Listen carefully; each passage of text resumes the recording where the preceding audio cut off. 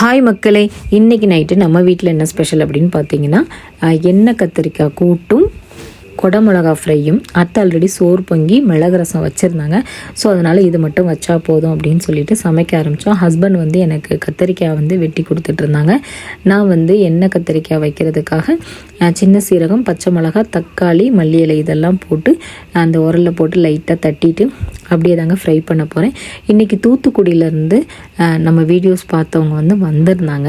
அவங்க சுற்றி பார்க்க வந்திருந்தாங்க. அப்படியே நம்ம கடைக்கு வந்தாங்க. எனக்கு அவங்கள பார்த்ததில் ரொம்ப ஹாப்பியாக இருந்துச்சுங்க. நம்ம வீட்டில் நமக்கு எல்லாருக்குமே சேர்த்து அவங்க வந்து ஸ்வீட் பாக்ஸ் வாங்கிட்டு வந்தாங்க. தென் கருவேப்பிலை, தூத்துக்குடியிலேருந்தே கருவேப்பிலையை வந்து ஒரு பேக்கில் போட்டு ஃப்ரெஷ்ஷாக அப்படியே எனக்கு கொண்டு வந்தாங்க. அவங்க வந்ததே சுற்றி பார்க்கறதுக்கு.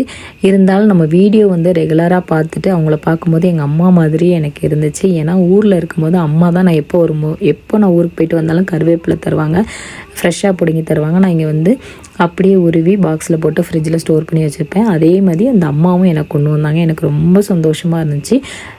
ஸோ நிறைய பேர் இன்றைக்கும் கால் பண்ணியிருந்தீங்க.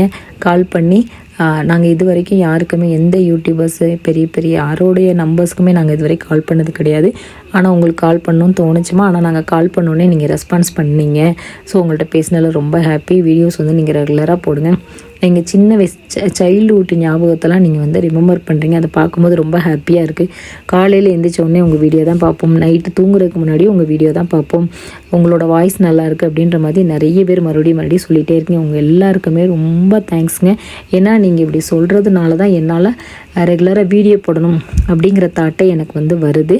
ஸோ உங்கள் எல்லாருக்குமே எவ்வளோ தேங்க்ஸ் சொன்னாலும் பத்தாது. இப்போ வந்து நான் போய் பேசிகிட்டு இருக்கும்போது பார்த்தீங்கன்னா மழை வந்து ஸ்டார்ட் ஆகிருச்சு. சடன்னு வெளியில் மழை பெஞ்சிட்ருக்கு. கரண்ட்டும் வந்து போகுது. கூடிய சீக்கிரமாக அந்த கரண்ட்டுக்கு வந்து நம்ம வீட்டில் ஏதாவது ஒரு ஏற்பாடு பண்ணலான்னு வீட்டில் வந்து பிளான் பண்ணிகிட்ருக்கோம்.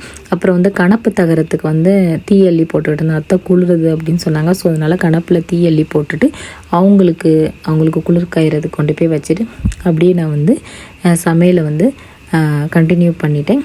இன்னொரு விஷயம் என்னென்னா, நீங்கள் எல்லாம் சொல்கிறதுனாலையே நான் இருக்கிற இடத்த நான் இப்போ வந்து ரசிக்க ஆரம்பிச்சிட்டேங்க. ஏன்னா எனக்கு அதை பற்றி எனக்கே அந்த அளவுக்கு ஒன்றுமே தெரியல. நம்மளை சுற்றி இவ்வளோ நேச்சுரலான விஷயங்கள் இருக்குது. நம்ம வந்து அதெல்லாம் ரசிக்கணும் அப்படிங்கிறதே எனக்கு தெரியல. பட் நீங்கள்லாம் சொன்னதுக்கப்புறம் தான் ஒன்றா நான் வந்து ரசிக்க ஆரம்பிச்சிருக்கேன். உண்மையிலே டென்ஷனாக இருக்கும்போது காலையில் எழுந்திரிச்சோடனே கதவை திறக்கும்போது அந்த பச்சை பசேன்னு இருக்கிற அந்த தேயிலை தோட்டத்தை பார்க்கும்போது மனசுக்கே கொஞ்சம் ரிலாக்ஸாக இருக்குது.